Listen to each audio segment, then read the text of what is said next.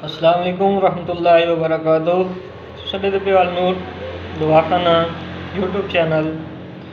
आज का नुस्खा है मैदे के अल्सर के लिए। और मैदे के अल्सर के लिए, इस तरह के मैदे के अल्सर को, मैदे के ज़ख्मों के लिए नुस्खा आज का ये है। आपने लेना है सौंफ 50 ग्राम, हल्दी 30 ग्राम, रसोनत 10 ग्राम, मलट्ठी 20 ग्राम, गोंद की कर 15 ग्राम, गंदा कामला साग 30 ग्राम, अंजरोत 50 ग्राम, मगज़ नीम 50 ग्राम, इलायची खुर्द 10 ग्राम। नाज़रीन, ये सारी चीज़ें आपने ले लेनी हैं और अब मैं इनका आपको बनाने का तरीका बता देता हूँ।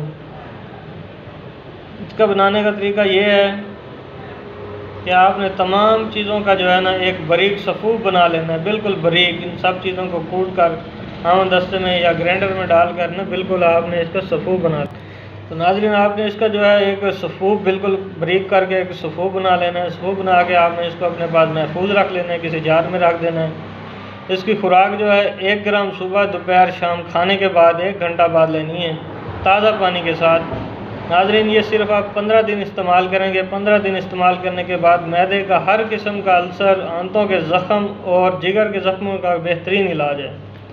मैदे के अल्सर होते हैं, मैदे के अल्सर जो हैं वो होते हैं ज़ख़म मैदे के, और आंतों के ज़ख्म होते हैं, ये अंतड़ियाँ इनको कहते हैं। ये जो है अंतड़ियों में खराशें पैदा हो जाती हैं, ये इनको ज़ख्म कहते हैं, इन पर वरम आ जाती है।